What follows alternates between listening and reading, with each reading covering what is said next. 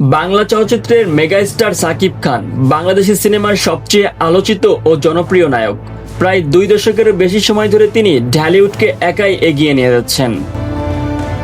সর্বশেষ 5টি উল্লেখযোগ্য ছবির মধ্যে আছে প্রিয়তমা 2023, যা মুক্তির পরই তুমুল সাড়া ফেলে।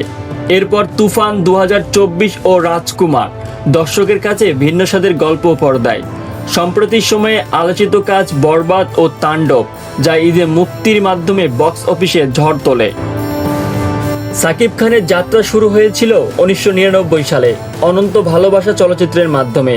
এরপর তিনি একের পর এক ব্যবসা সফল ছবি উপহার দিয়ে ঢালিউডের প্রধান নায়ক হয়ে ওঠেন। তার অভিনীত ছবির সংখ্যা এখন প্রায় 250-রও বেশি।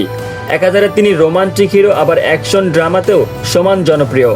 এ পথ চলায় তিনি 4 বার জাতীয় চলচ্চিত্র পুরস্কার সহ অসংখ্য সম্মাননা অর্জন করেছেন।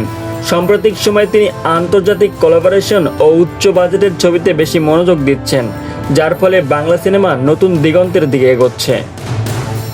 আগামীতে সাকিব খানকে দেখা যাবে once upon a time in Dhaka, soldier, Taandob 2 ছবিগুলো নিয়েও দর্শকের মধ্যেও আগ্রহ প্রবল। প্রতিটি ছবির গল্প, বাজেট ও নির্মাণ কৌশলী প্রমাণ করেছে তিনি কেবল বাণিজ্যিক নায়ক নন, বরং আধুনিক ঢালিউডের ব্র্যান্ড অ্যাম্বাসেডর।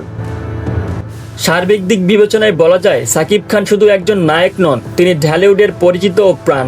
নতুন প্রজন্ম থেকে প্রবাসী দর্শক সবাই তার ছবিতে মুখিয়ে আছে।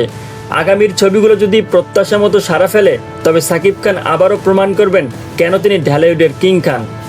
আপনারা দেখছেন দেশান্ত বিনোদন with RJ Ujjwal Hossain. So বন্ধুরা, আমাদের ভিডিওগুলো আপনাদের কেমন লাগে অবশ্যই কমেন্টসে জানাবেন। আজকের মতো এখানে শেষ করছি, দেখা হচ্ছে পরবর্তী কোনো সময়। আল্লাহ হাফেজ।